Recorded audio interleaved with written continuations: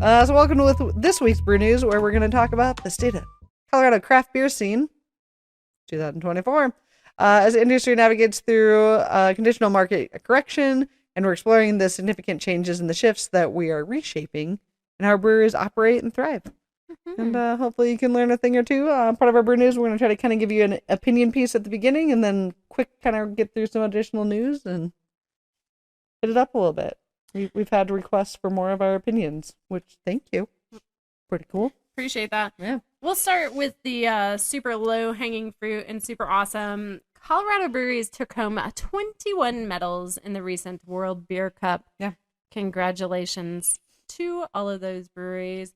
I think the multiple winners went out to River North Brewing. Yep. What's the other one? Prost also got multiple winners. Yeah. And there's probably another one in there. I can't remember off the top of my Yeah. head. Those are the two that I remember off the top of my head. The specific article that we're pulling from, because there's a lot of them out Burns there. Pub got one. Yeah, they did. Cohesion got Yep. one. We're doing Yeah, Burns 21. Pub here soon. Yeah, you'll Beer see them in Stad June. one. You're going to see them here soon. Cohesion, you already saw. Yeah, we got some really good breweries coming up. Yeah. We're doing good with our list without knowing that list. Yeah, crushing it. Hey, look at that. The specific article that we're pulling from is from porchdrinking.com. We like the way this one was written the best, so we decided to go with them, and maybe we're trying to get their attention. We'll just see. So as far as the World Beer Cup goes, what the heck is that and why are we talking about it? It's often referred to as the Olympics of beer competitions.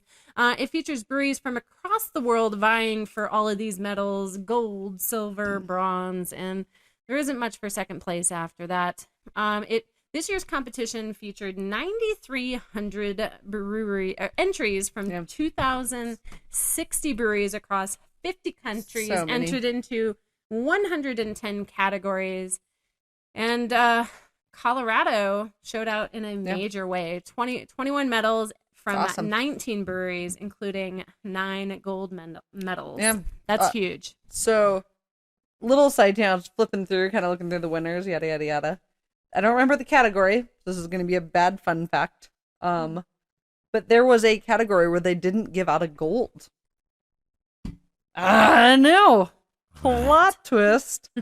I didn't get it either, but it literally said no gold given.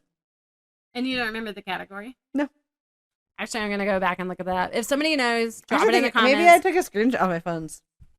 You're my Phone's phone. over there. You're my Oh phone. my god. Oh my god, Maybe- I didn't know that. I That's might have cool. It taken means a it screenshot. didn't quite meet the standards of Yeah. expectation. Interesting to know that style. Give some people some challenges. That would have been such a good fun fact. Maybe we'll have a bonus short fact and we'll throw it up on Patreon. So if you really want to know, you got to come find us. Maybe Chelsea can remember things. Oh, I can't. But I did go to the Denver Nuggets game. Which one? Game 2. Game In winner. Denver. Ball in the air. Wait. Who am I? Game winner. Ball in the air. Time runs out. Drills it. This is a Missed sweet game. 13 of his first 16 shots and drills the game winner. It Jamal was so Murray, much of fun. course. It was great. We had great people around. Oh my god. Oh my god, it was so much fun. I was stayed and watched the little Zoe monster, which Kevin and I appreciated. Yeah, And you bet.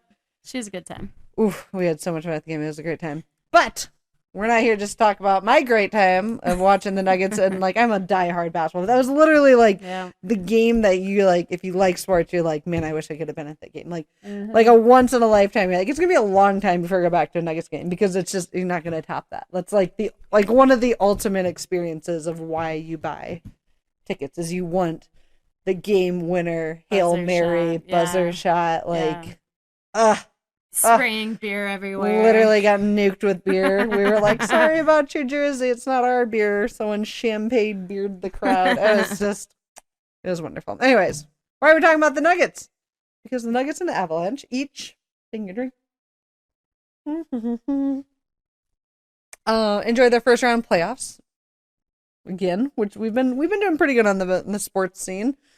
The Avs are doing okay, but that's fine. We'll leave that as it is. They tied 1-1. Yeah, they're doing all right. 2-1? The reason we're bringing up them is because within the stadium, same stadium? It is the same stadium, that they're bringing a lot more NA options. Yeah, between Ball Arena and Power Field and Coors Field. Okay, so it's the all Greater Denver Sports. Okay, all of them. Yep. Yeah, bringing in the NA options for people. That's People right. want them. Super awesome. Yeah, it's a great thing to do. I noticed like there was some people near us that had like the Twist 'em waters, but that shit was so expensive. $20 for a bubbly water. I Hey, think it was bubbly. It was just like, man, you can get like an NA and have some flavor at same price, if not cheaper. Yeah, but it's really cool, right? We've been talking about the increase in NA. I love like always hearing that arenas, sports teams, whatever you want to call it. I love hearing when businesses hear and meet the demands of the people. That means they're paying attention. That means they actually care. And of course, like end of the day, it's still about money, but like they care enough to actually bring in what people want and give people more options. And I think that's pretty cool. I think they do an okay job at keeping like good local beers on. I don't think they do like the best, but I get it. You got to buy in bulk. You got to buy a crap ton of beer, and not everyone does the big old giant cans. So I mean, say what you will, New Belgium is a large brewery, but it's still local. Not anymore. To us. Well, to us. They sold. Not local anymore. But they are. Yeah. To us. To us. To the bicycle crew of Fort Collins. It's still Colorado proud. We got some good tales. We got some good tales from that brewery. Anyways, so looks like they've got Coors Edge, which is an NA, Groovy, and then Budweiser Zero. So again, like Coors, I guess, is technically local, but well, they'll keep ramping it up. It's cool that they're doing it and giving people local. options. That's really all you can ask for is the customer is looking for options. So yeah, I think you nailed it on the head, right? People are still going to go and watch, and why if they don't just want to drink water, right? Water is always the best option. But if you don't want water, here's some options, and they're non-alcoholic, and honestly, like it does create a probably safer and sometimes less hostile environment. Because alcohol is always inhibitions into the wind if you go too far. Yeah. So it's pretty cool. Getting flavor where you want flavor. It's not just water. Marketing and beyond is opening up those doors because the people say this is what the people want, so the people get what they want. So they still show up to the game, and they get to see Murray drop the dime as the clock runs out. Ooh, sorry, Davis. And on the flip of what customers want. This is why we put these two articles side by side, is you got a boost in NAs. Right. And then on the flip, because people are like wanting to wean down their drinking, but they're not necessarily wanting to wean down their getting drunk, you're seeing a bigger demand, I know it's funny, in higher alcohol options. And so a lot of breweries are actually pushing higher alcohol beers, hitting these big bombers in the bigger 10% cans. in big ass cans. Hey. Anything worth doing is worth doing right. And if I want to hit it with one shot, a 10% of fruited IPA and a 19.2 ounce can, well, that's going to send me to the bleachers right away. Yeah. I mean, you're not wrong. In a lot of ways, it is saving money. Especially at altitude. Yeah, right. It's just, I don't drink fast enough. Those just get so warm on me so quick. They're not my cup of tea. Depends. I had a delicious double IPA last night that just dropped today. Wonderful things from Four Noses coming in. It might be the best G-Dang double IPA I've had in a really long time. Did it make you bounce and trounce? Did you see my catch in right field? That's where you did. That's right. Bounce and trounce. Right. We dive to survive. So a lot of these IPAs that are coming out are going to be higher in alcohol. They're trying to hit that 10% marker. They're fruited IPAs, right? To get a little extra fermentation, I'm guessing, in to keep like boosting the alcohol in them and to help dilute the flavor, keep them bright, right? I think that's kind of where a lot of people hit with these double IPAs. There's just a malty and they're hot and they're heavy. There's some fruit and all of a sudden it's spruced up. I told you I had a 9%er from Tivoli. Oh my, I would have thought it was a 4% beer. So it was crazy. Fun facts about that. It's not just about adding fruits into the beer, but it's about the fruit characteristics that the hops are giving off. So this 8.5% that we had last night was from a newer hop called the Zaba hop, and it gives off a pineapple flavor. And it's not malty syrupy. It was a pineapple hoppy, beer refreshing. that I had. Maybe Holy it was a hops. Shit. Yeah. And anyway, cheaper than an actual pineapple. Often I think where we're now seeing it coming from, and we're going to get into it with our super fantastic The Mountains Are Calling interview, where Billy kind of touches in on that at the end of the interview. So make sure you stick around for that because he does touch about that. Yeah. So yeah, so Coors has some bigger in the Mango McMango face. Excellent name. Yeah, 9.6%. New Belgium's got the Juice Force. Delicious. Yep. Breckenridge is going to give you the old Juicy Oasis Fruited Hazy IPA. So yeah, we're getting some options. 9.5%. So it's kind of funny. Like we're kind of seeing this divide in the market where like people are like, I want big, I want none. And Yeah.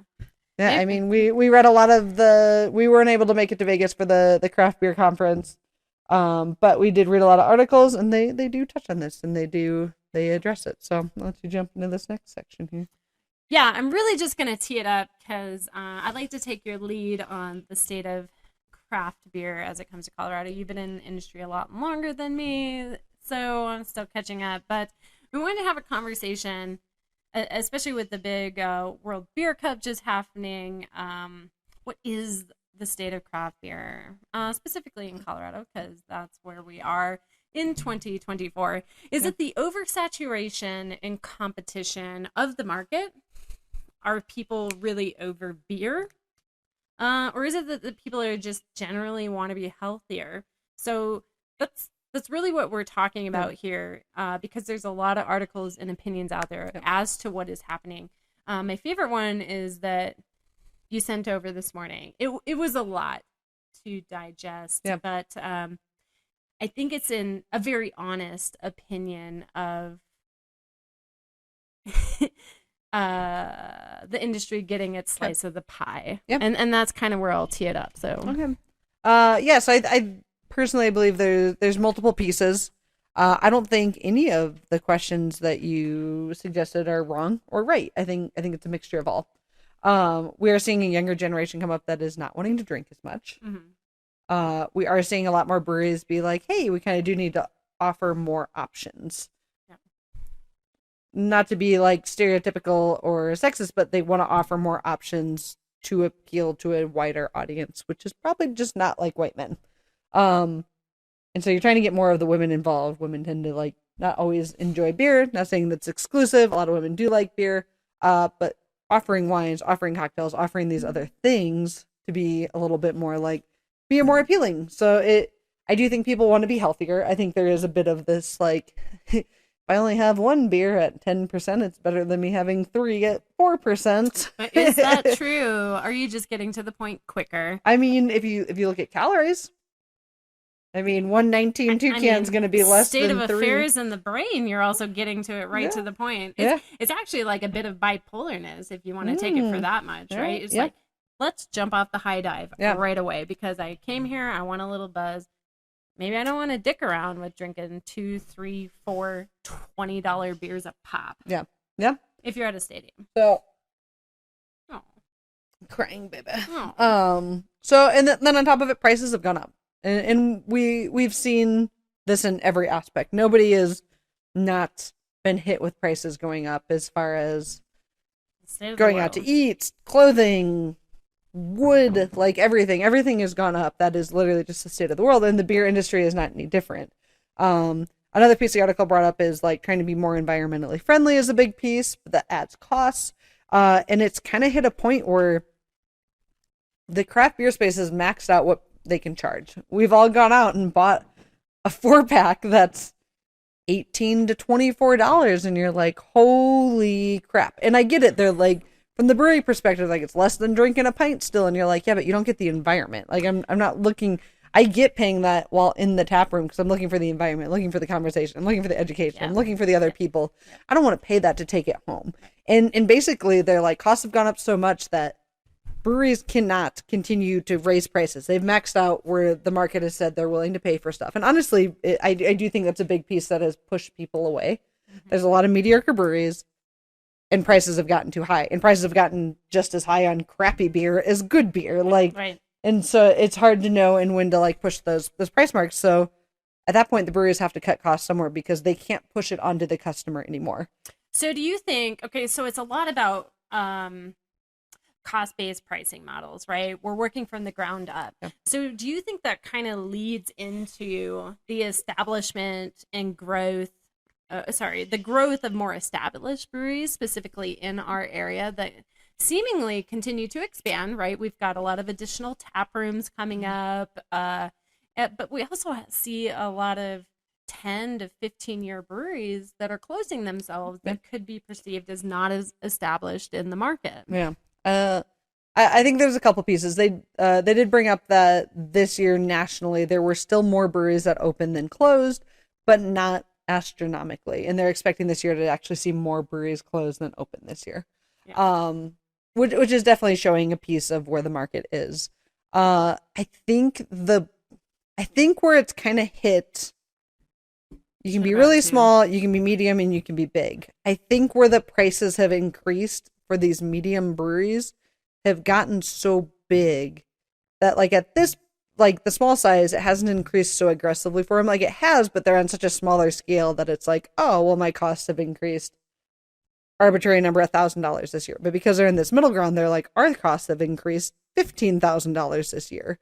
But then you go on the next bigger tier and they're still getting the discounts that they're kind of in that middle of, they're like, our costs increased, but like by 5,000. Right. I think the middle sized breweries really got hit with that price increase, and it was really hurtful. I mean, it's not just grains, it's not just malts, it's not just hops, it's cans, it's labor, it's having to get food stuff in. Like there's a lot of pieces that I think that middle size has really gotten hurt. And so I think that what you're talking about, these 10, 15-year ones that are medium to big craft breweries are the ones getting hurt the most. And we also so you're seeing the bigger ones do better, or more of the consolidation, because two mediums can now become one of these big ones. Two mediums do make a right?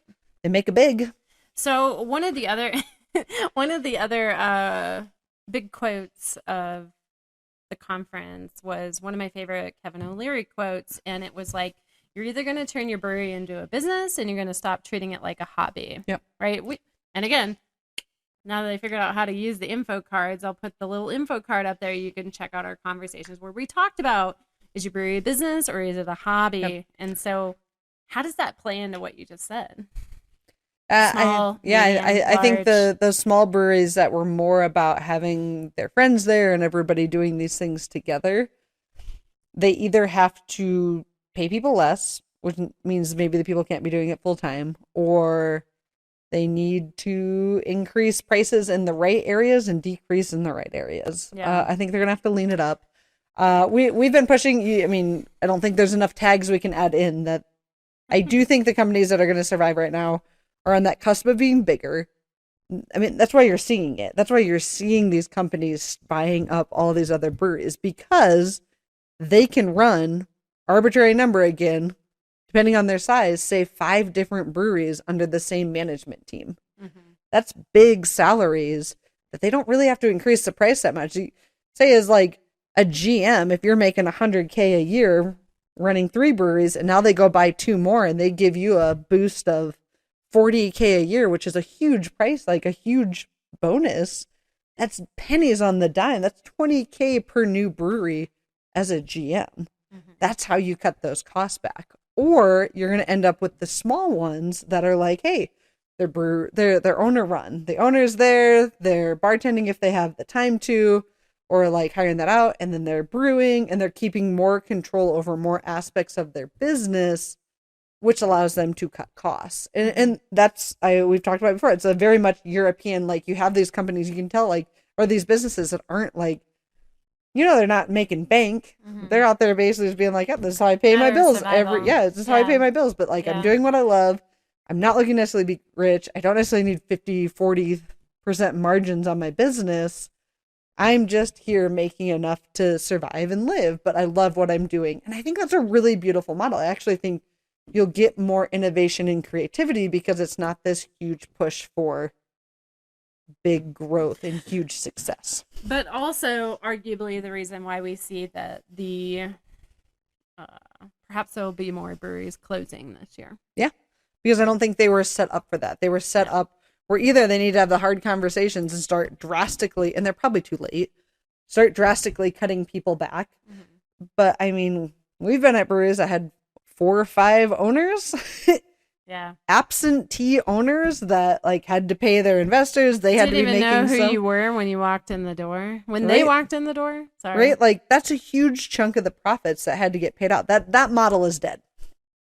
in my opinion. That model of the absentee owner, it just isn't. I don't think it's going to work. I don't think it's going to work for a while. I think you're going to see more breweries trying to find that nice balance of being a bar without being a bar and keeping that craft space. So you're going to probably see craft wine, and you're going to see craft whiskeys and craft gins and really like nice cocktails. And so it's more options, but it's all very craft, and you're going to see fewer employees and more people just that are like the owner's family. They're going to become more family business. I do think those will survive. All of them, no, because some of them tried to run it in kind of this middle ground. But I do think those will survive, because I do think we're also hitting a time that we have generations coming up that maybe don't drink as much. They still want the community, and they want to support local. And I think our generation and below is really focused on supporting local, and they want that community. They want the support. They want businesses that are authentic to their community and to their culture. And I don't think those are going to die. I think these middle ones are really going to struggle. Okay. Because I don't think they can offer this. They're too big. Yeah. But they're not big enough to do this. Yeah. They're not big enough to be pumping out 19 to 10% beers to Coors Stadium. Like they can't do that. They're not big enough to buy a 40-barrel system. Went to Tivoli before the game, and I didn't realize this, and this probably, I mean, this is older news, but they're not. We told you they're looking to boost their lager into competing against Coors and Budweiser. They want to be a premium lager. Yeah, they're not brewing there anymore because the margins don't make sense. So they're looking to actually shipped it out of state, and that's how they can. Oh, probably Mexico. I think it is Mexico. I mean, that would make sense. I don't remember the name, but it was very Los something. Was not Italian.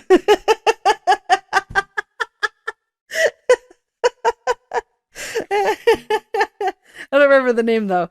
But like literally they're like, yep, can't do it. They put $7 million into that place to revamp it in like 2015. And now it's like that fun little knickknack on the Denver tourist wall that you go see because it means so much. Yeah. And does it? I don't even think they're keeping the tap room open after this year. I'm sure someone will fight for it, and they'll probably will stay. Like but depending on how the nostalgia develops, you probably will have to. It's going to be the demand, but right? The way the state of the beer industry is going, it's going to be hard to keep. Maybe it open. We'll go give them a tour, and our audience will bump them out. It's such a cool brewery too. They even have like the brass tanks on like that's beautiful. Above. They literally built it all below the original brewing equipment. It's really beautiful. Cool. I haven't been there in a long time, but. It was really cool. You're spurring up memories. But that's kind of like my theory. That's kind of my take. I do not think the space is dead. I do not think there's not space for smaller breweries. I think you have to be in, there's no secret. We've talked about it before. Like Liz and I would love to own a brewery. We get advice from people that we respect very much in the space, and they're very weary and very cautious. And they're right. I do think there is a price point that you have to be really conscientious of being able to pay back those type of loans, because again, the state is these smaller ones where you're kind of just paying your bills. Like you're not necessarily growing and advancing huge. You're like, hey, I do 5-6 things really fucking well, and you come here for these 5-6 things. And that's what we focus on. We focus on the community, the culture, the experience there, and then we do these 5-6 things really well. I think this whole like you have to have 20 drafts on, I think that's going to be dead. I don't think people can afford it. I think it's too hard to maintain. It puts the expectations. No one loves walking into a brewery seeing 20 taps and they see only 10 beers on the menu. That pisses people off. Yeah. They see 10 beers and you have 10 lines, they're fine with it. But when people see it's empty, it gives this persona of you're not doing well. And that persona, people can feel it. Or you're not doing well, you can't keep up. Like people can feel it. Why? They don't like it. Not to step on your heat right now, because I think you're dropping buckets. But one thing I would be remiss if we didn't mention is, wait, who am I? Kobe, no, Jamal, and it's a fantastic drop step shot. Who does benefit from this, right? The people want options, and you know who controls the options is the Department of Revenue, and it's different licenses going out. So not only now do you have your federal and state taxes coming in from maybe you're a brewery, maybe you're a brew house, and you have a tap room, so you're paying federal and state licenses. But now also you have to offer the options. You don't have to, but you should to keep up with demand. You're offering liquor, you're offering wine, and now you have food. Yep. That's like 5 different licenses right there. Yeah, I see to keep up with demand. I'm not. Yep. I'm not saying that's a bad thing. I'm not saying that's a good thing. That just is what it is. I see a lot of like. So that is part of the conversation as well. I think we're gonna see more of those partnering food trucks. We'll save that for next time, probably. Permanent, like so. Actually, get Scotty in. Let's talk with Scotty about that. That'd See be where great. he sees the state of it. That'd be great. But yeah, like I think that's gonna be a different piece of like where can you get someone that's passion is food. Because that's what gets hard. You have people that are opening a bar or they're opening a brewery or they're opening a restaurant. The odds are the whole aspect of that business, because there's a lot of aspects to nail. The odds are all of those are not their passion. It's probably one of the 3 to 5 aspects of that business. You know who's So how do you partner and get now the other 3 to 5 people to make that actually be this really big, beautiful thing? I mean, we've talked about it. The food halls are going to crush. Yeah. Food halls are going to be the wave. They are. Well, I mean, Europe's been doing that shit forever because they're cost effective, and you can get in like 5 different little restaurants. But none of them are killing it. They're helping you pay the rent.